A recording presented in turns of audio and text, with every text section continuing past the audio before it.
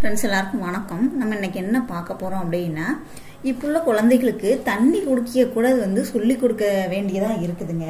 காலையில எழுந்ததும் தண்ணீர் குடிக்கும் பழக்கம் நிறைய பேருக்கு இருக்கும். அது ரொம்ப நல்ல பழக்கங்க.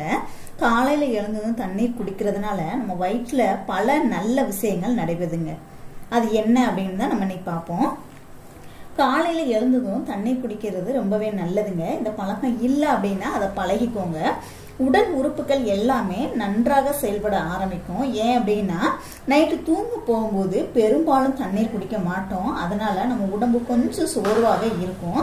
காலையில எழுந்ததும் 1 டம்ளர் இல்லை அப்படின்னா 2 டம்ளர் தண்ணி குடிச்சிங்க அப்படின்னா நம்ம உடல் உறுப்புகள் எல்லாமே புத்துணர்ச்சியா இருக்கும். அதே நேரத்துல சுறுசுறுப்பாகவும் செயல்பட ஆரம்பிக்கும். அதனால எல்லாருமே காலையில எழுந்ததும் தண்ணி குடிக்கும் பழக்கத்தை ஏற்படுத்திக்கோங்க. அது ரொம்ப நல்ல பழக்கங்க. அந்த பழக்கம் இல்லைனாலும் அதை பழகிக்கோங்க.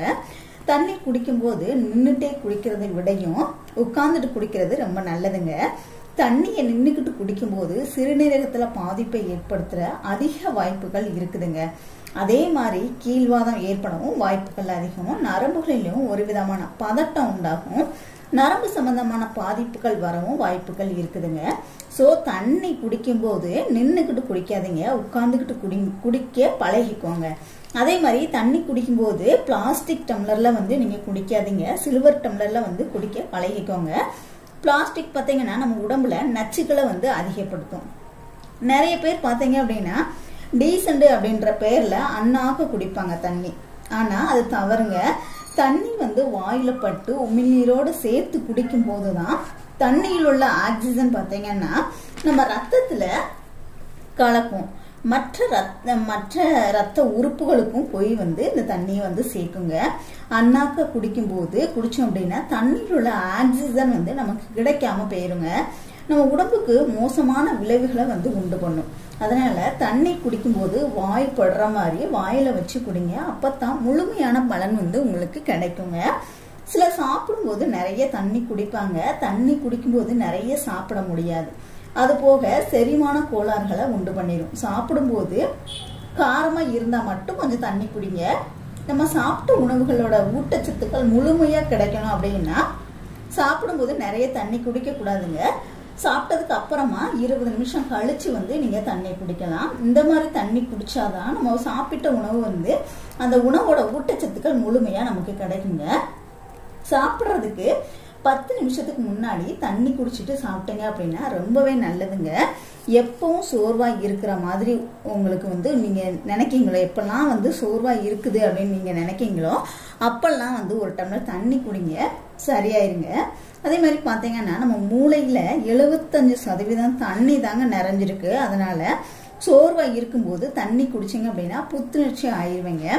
மூளை மட்டும் இல்லைங்க, ஒட்டுமொத்த உடலுக்குமே நீர்ச்சத்து அவசியம் தேவை. நீர்ச்சத்து குறைஞ்சது அப்படின்னா தலையிலிருந்து நிறைய பிரச்சனைகள் வரும். நீர்ச்சத்து குறைந்தது அப்படின்னா உடலுக்கு ஆபத்தான விளைவுகளை ஏற்படுத்திடும். அதனால சோர்வா இருக்கிற நேரத்துல தண்ணி குடிங்க. உடலுக்கு நல்ல புத்துணர்ச்சி உங்களுக்கு கொடுக்குங்க. உடம்பு சரியில்லாத நேரத்துல இயல்பாகவே நம்ம உடம்புல நீர்ச்சத்து குறையும். அதனால நார்மலா குடிக்கிற தண்ணியை விடையும் அதிக அளவு குடிக்கணுங்க. இது உடல்ல ஆரோக்கியத்தை உங்களுக்கு மேம்படுத்தி கொடுக்கும். குழந்தைகளுக்கும் கர்ப்பிணி பெண்களுக்கும் அதிகமா தண்ணீர் குடிக்க சொல்லுங்க. கர்ப்பிணி பெண்கள் நிறைய தண்ணி குடிக்கிறது வயிற்றில் உள்ள குழந்தையோட ஆரோக்கியத்திற்கு ரொம்பவே நல்லதுங்க. தண்ணி குடிக்கிறதுனால நிறைய நன்மைகள் நமக்கு இருக்குது. எப்படி குடிக்கணும் அப்படின்ற முறையை தெரிஞ்சுக்கோங்க. எந்த நேரத்துல குடிக்கணும் அப்படின்னு எல்லாமே தெரிஞ்சுக்கிட்டாச்சு. அதாவது நின்று குடிக்க கூடாது. தண்ணி குடிக்கிற பழக்கம், காலையில எழுந்திரிச்சும் தண்ணி குடிக்கிற பழக்கம் ரொம்ப நல்ல பழக்கங்க. அதை நீங்க பழகிக்கோங்க.